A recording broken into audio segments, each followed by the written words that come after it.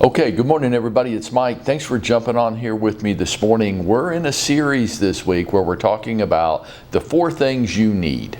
And each day we're exploring a different one.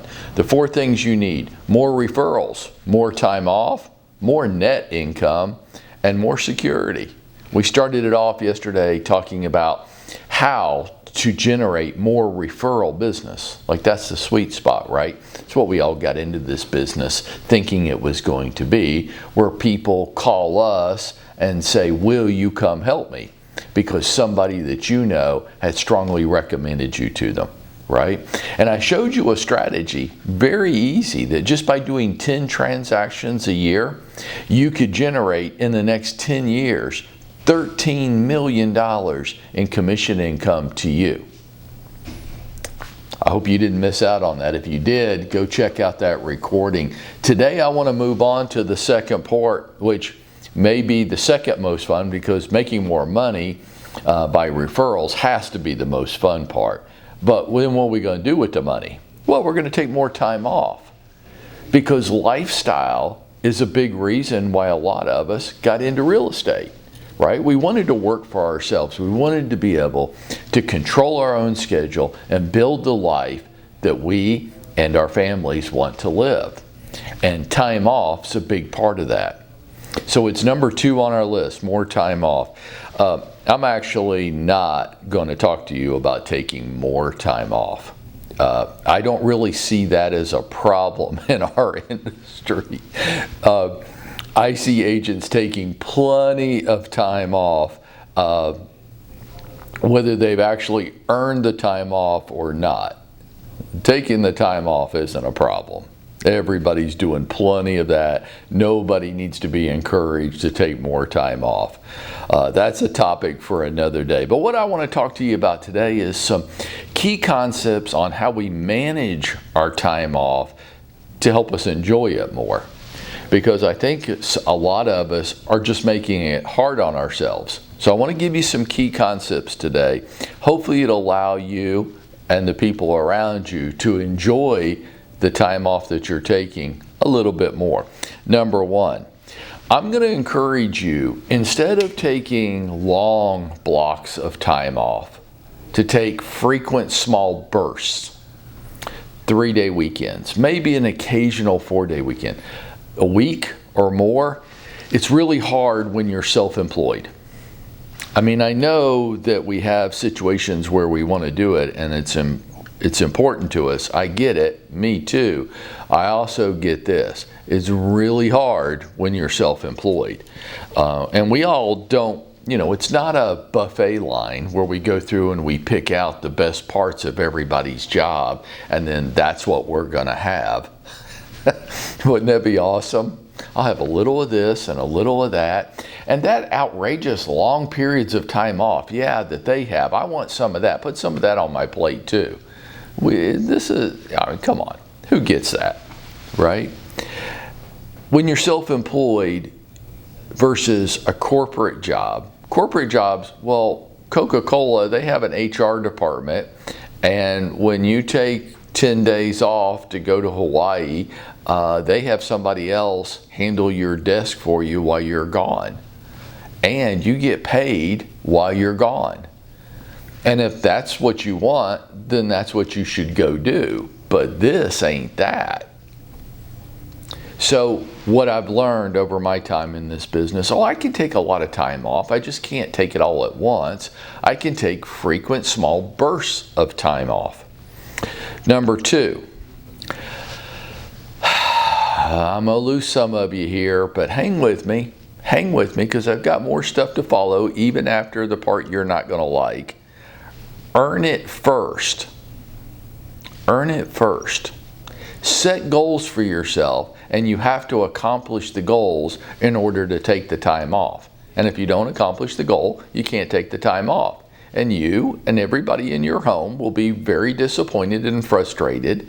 But if you'll do that and you'll accomplish the goal and then take the time off, you're going to enjoy it a lot more. You're going to feel like you earned it. I watch way too many real estate agents slinking around half of them is happy about the time off they took, and the other half of them is embarrassed by it because they don't really feel like they earned it or deserved it. So they kind of want it, and then they're kind of embarrassed about it. And I don't want you to ever do anything that makes you embarrassed about yourself. I only want you to do things that make you feel proud of yourself. That's where confidence comes from. I can make a very long and compelling argument with you that it's where happiness comes from. When I do things that make me feel proud of myself, I feel happy, I feel confident, I have energy. And when I do things that I know I probably shouldn't do, just the opposite, right? So number 2 on my list of how to enjoy their time off more is earn it first. Set little goals, accomplish the goals, enjoy the reward. If you don't accomplish the goal, deny yourself the reward. You'll become more resolved to accomplish the goal the next time. I promise you that. Number 3 on my list, pay cash for it. Whatever you do in your time off, watch out for those credit cards. This is where stress and anxiety comes from. Selling real estate for a living actually isn't stressful and anxiety filled. It's not. It's actually pretty cool. But if I'm spending money that I don't have, even though I want to do it, or spending money that I don't have yet, but I think I'm going to have a closing at the end of this month, so I can go ahead and do that thing today. I wouldn't. I'm going to just constantly nudge you and urge you, if you can't pay cash for it, don't do it. If you can't pay, other than buying your home, if you can't pay cash for it, you're living beyond your means. And that's where stress and anxiety comes from. Number 4, have a coverage partner. Man, this is the big one. You know, my next door neighbor is a vascular surgeon. So he's a heart surgeon. If you have a heart attack, he's going to be working on you. He takes a lot of time off. He's not working all the time. But see, his customers actually die if he doesn't handle his business correctly. Think about that. What if the real estate agents that you know that are around you, what if their customers actually died if that agent didn't handle their business correctly? Would we manage our day differently if people actually died if we didn't do our job right? Right. So I watch my neighbor. I think we can take clues from people around us all the time. He doesn't work all the time. He has a pretty good life from what I can tell. Looks like he takes lots of time off. Looks like he does fun things. Looks like he enjoys himself. Not really aware that too many of his customers died last week because he was doing that. Why? Because he has a coverage partner. He doesn't work all the time. He's not on call all the time. You know, one thing that I hear a lot in this business is this statement, oh, I'm working all the time. And I don't think that's true. If it is true, then those people are the worst salespeople that I've ever met. If you're actually working all the time and that's all you can sell, there's a problem.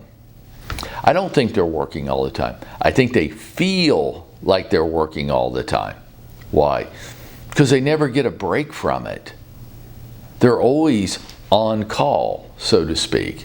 There's always emails waiting to be handled. There's always phone messages, text messages, night and day. Sometimes our customers don't respect healthy boundaries and they're texting us at 10 o'clock at night like all we do is eat, breathe, and live real estate for them, right?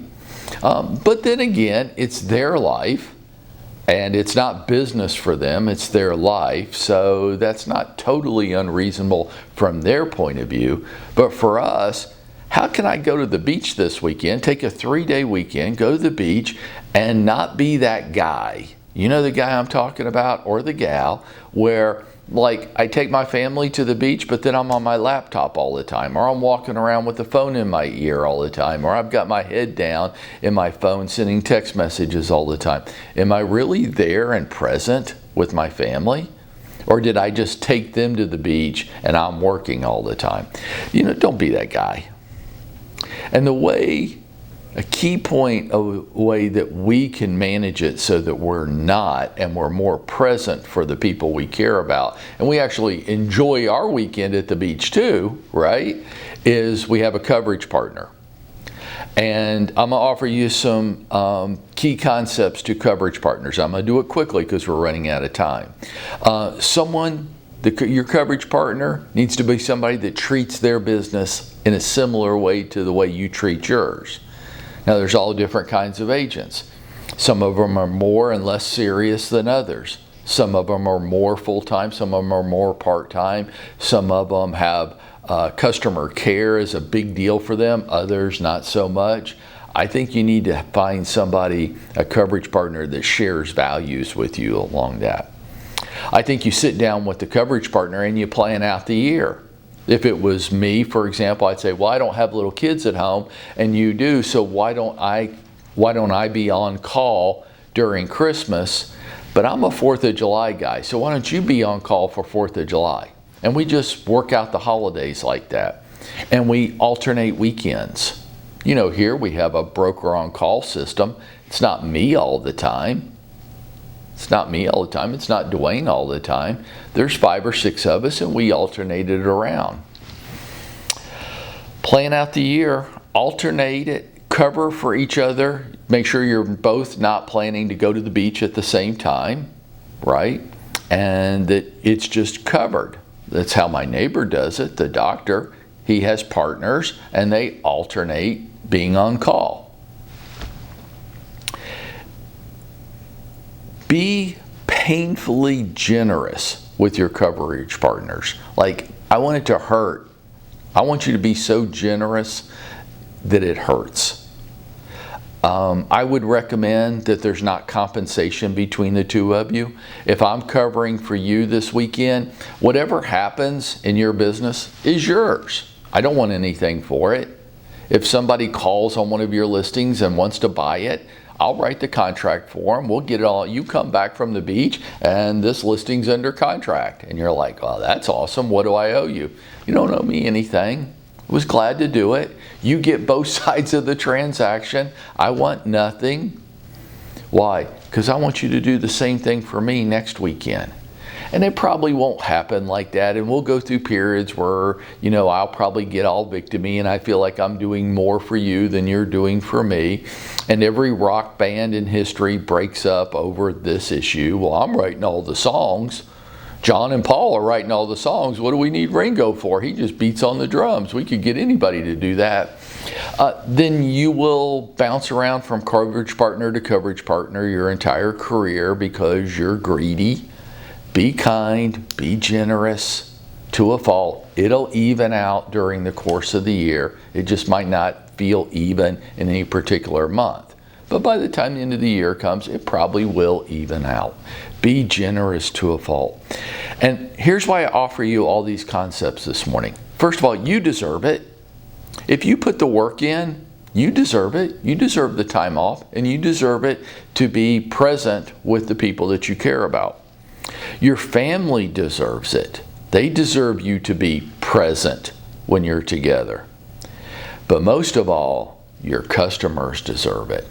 Who's worked with that co-op agent? Well, I'm sorry, I'm out of town and I won't be able to respond. Or I'll respond when I get back. Hey, it ain't about you, Mr. Real Estate Agent. It's about your customers. And the truth is, they don't give a damn if you're taking your family to the beach this weekend. They're trying to get their home sold. And you need to create systems to allow you to live a reasonable life yourself, but to care for your customers no matter what's going on with you personally. For all these reasons, we deserve it, your families deserve it, your customers deserve it. And by doing this, folks, this is how we go out and we make it happen for ourselves today.